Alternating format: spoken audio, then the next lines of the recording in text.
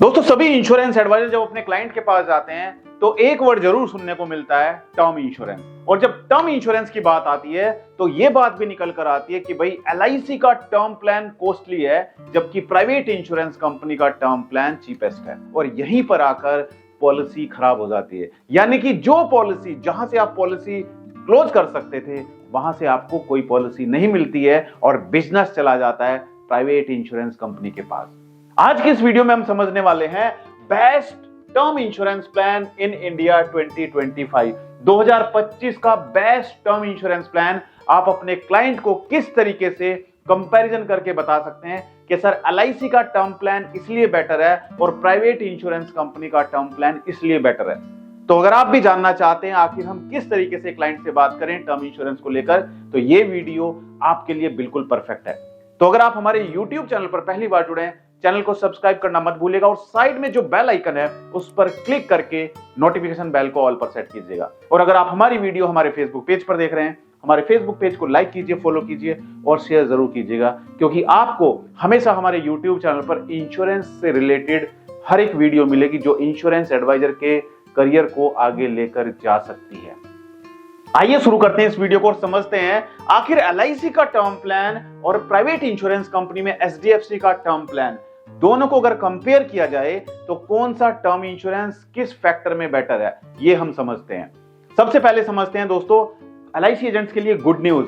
LIC agent के लिए good news ये है कि एलआईसी एजेंट को अब अगर प्रीमियम जमा करना है तो ब्रांच में जाना पड़ता था। एलआईसी एजेंट को अगर इलस्ट्रेशन निकालनी होती थी कि कितना पैसा देकर कितना मिलेगा, तो उसको थर्ड पार्टी एप्लीकेशन का यूज करना होता था। एलआईसी एजेंट को अगर नेट रजिस्ट्रेशन करना है तो ब्रांच में जाना होता था। तो इन सब बातों के लिए आपका छुटकारा हो गया है, क्योंकि एलआईसी ने लॉन्च कर दिया one man office application.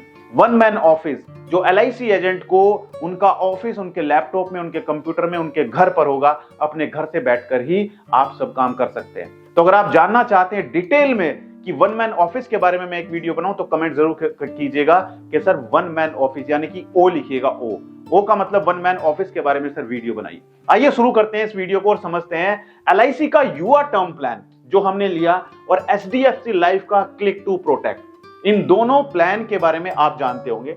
HDFC click to protect जो कि एचडीएफसी का एक फेमस टर्म इंश्योरेंस प्लान है, और एलआईसी का युवा टर्म प्लान जो एलआईसी का चीपेस्ट, यानी कि अभी तक एलआईसी के पास जितने भी टर्म इंश्योरेंस प्लान थे उन सब में सबसे चीपेस्ट है एलआईसी युवा टर्म प्लान। आखिर दोनों के प्रीमियम में फर्क कितना है और कब एलआईसी युवा टर्म प्लान में जाना चाहिए और कब एचडीएफसी क्लिक टू प्रोटेक्ट में जाना चाहिए, और अगर पॉलिसी लेनी है तो उसके लिए कौन कौन से डॉक्यूमेंट्स हमारे पास होने चाहिए, ये भी हम वीडियो के एंड में समझेंगे।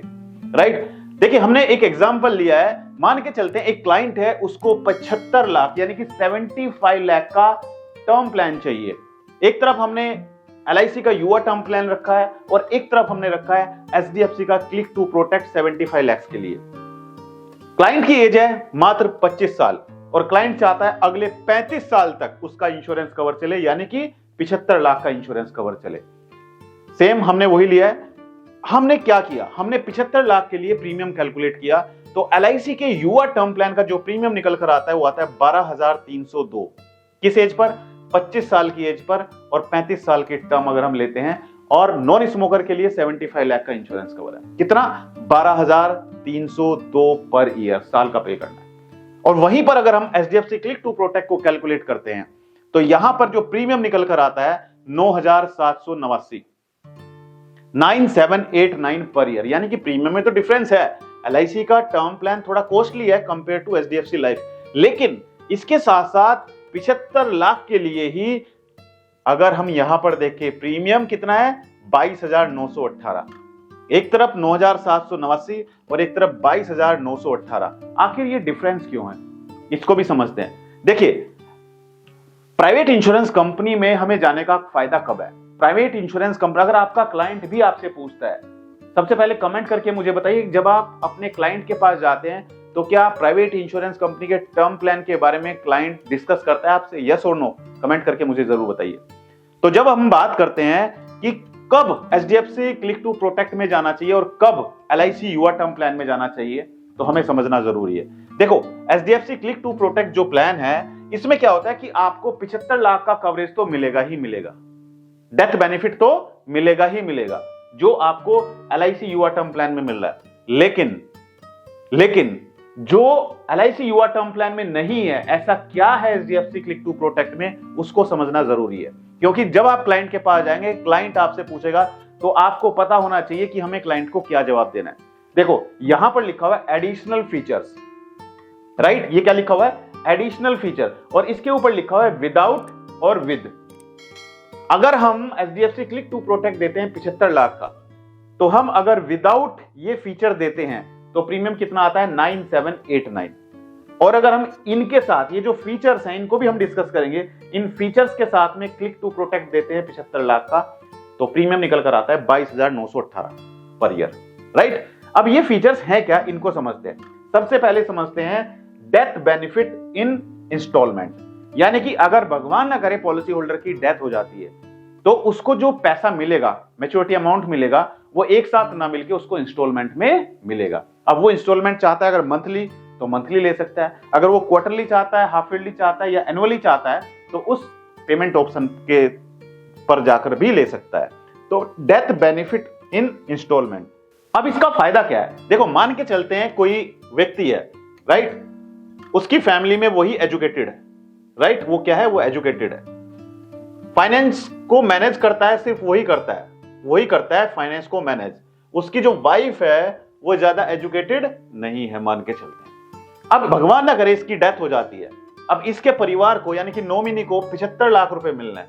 अब ये 75 लाख रुपए जो मिलेंगे, अब इसको मैनेज भी तो करना पड़ेगा ना। ये जो 75 लाख जो मिलेगा इसको मैनेज भी तो करना पड़ेगा। अब वो बेचारी तो, उसको ज्यादा नॉलेज नहीं है पैसे को कैसे मैनेज करना है, कहीं उसको कोई मिसगाइड ना कर दे, उसके पास 75 लाख रुपए आए और उसको कोई मिसगाइड कर दे और इस पैसे को वो कहीं गलत जगह इन्वेस्ट कर दे तो गया पैसा हाथ से। तो क्या करना चाहिए? हम फिर जा सकते हैं डेथ बेनिफिट इन इंस्टॉलमेंट में, यानी कि हम कंपनी को कहते हैं कि भाई जो भी अगर कल भगवान ना करे मुझे कुछ हो जाए, मेरे जाने के बाद मेरे नॉमिनी को पैसा इकट्ठा ना मिले, उसको किस्तों में पैसा मिले, तो हम किस ऑप्शन में जा सकते हैं? Death benefit in instalment. यहां पर 5 साल से 15 साल की टर्म हम ले सकते हैं। पैसा जो मिलेगा वो ईयरली, हाफ ईयरली, क्वार्टरली या मंथली मोड पर हम ले सकते हैं। क्या ये पता था आपको अभी तक? यस और नो कमेंट करके बताइए। सभी इंश्योरेंस एडवाइजर, चाहे आप प्राइवेट कंपनी में या LIC में, ये जो बेनिफिट मैंने आपको बताया डेथ बेनिफिट इन इंस्टॉलमेंट, क्या आपको इस बेनिफिट के बारे में पता था? यस और नो?